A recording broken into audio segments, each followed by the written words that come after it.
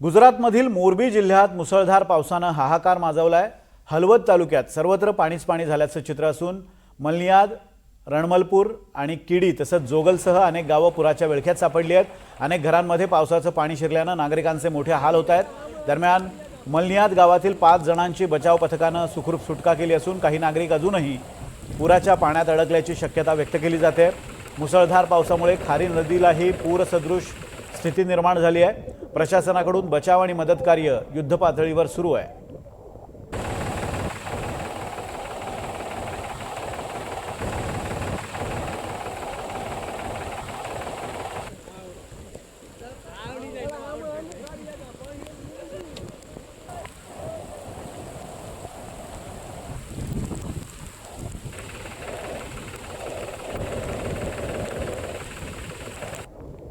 आणि याच संदर्भात बोलण्यासाठी आपल्यासोबत सौरभ वक्तानी आपले प्रतिनिधी आहेत थेट गुजरातहून।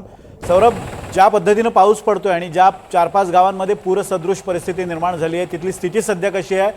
एनडीआरएफ असेल किंवा इतर काही बचाव पथकं तिथे दाखल झाली आहेत का? आणि सध्याची पावसाची काय स्थिती आहे? सध्या पावसाची परिस्थिती अशी आहे की पाऊस खूप जोरात आहे। जो डिप्रेशन बंगालच्या खाडीमधून या साईडवर आला होता, नॉर्थ महाराष्ट्रापासून तो आता गुजरातमध्ये एंटर केलेला आहे। साऊथ गुजरातमध्ये खूप 2 दिवसासाठी पाऊस होता आणि नंतर आता हा सौराष्ट्राकडे डायव्हर्ट झालेला आहे। सौराष्ट्राचा जो सुरेंद्रनगर आणि मोरबीचा जो भाग आहे त्यात भयंकर पाऊस आहे, खूप मुसळधार पाऊस आहे आणि कितीतरी जे गावात पाणी शिरलेलं आहे। आणि सर्वात जी मोठी गोष्ट आहे की आता एनडीआरएफची टीमला बोलवण्यात आलेलं आहे, कारण की मोरबीमध्ये एकच एनडीआरएफची टीम होती। आता जे ऑफिशियल्स आहेत त्यांनी आता 2 एक्स्ट्रा टीमला बोलवण्यात आलेलं आहे, कारण की इथली जी परिस्थिती आहे खूप गंभीर झालेली आहे। सुरेंद्रनगर, मोरबी या डिस्ट्रिक्टमध्ये साधारण 25 ते 30 असे गाव आहेत, त्या पूर्णपणे पाणीच आहे। आणि जे गावकरी आहेत ते आता त्यांचा जो टेरेस असतं तिकडे ते आहे आणि दुसरा काहीच पर्याय नाहीये।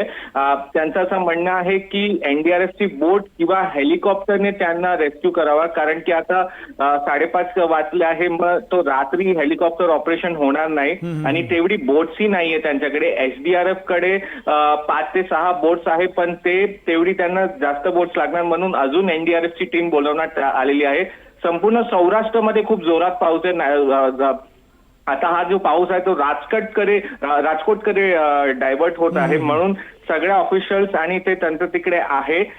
उद्याही गुजरातमध्ये खूप जोरात पाऊस असणार आहे। सौराष्ट्र आणि नॉर्थ गुजरातकडे हा जो डिप्रेशन आहे तो आता हळूहळू तिकडे जात आहे आणि म्हणून या सौराष्ट्र आणि नॉर्थ गुजरातमध्ये उद्या खूप क्रिटिकल सिच्युएशन असू शकते, म्हणून सगळ्यांना स्टँड बायवर ठेवण्यात आलेलं आहे। अगदी सौराष्ट्र आणि उत्तर गुजरातकडच्या भागांना मोठा अलर्ट देण्यात आलेला आहे आणि तिथे आता सगळ्या टीम्स तैनात झालेल्या आहेत। धन्यवाद सौरभ दिलेल्या अपडेट्सबद्दल।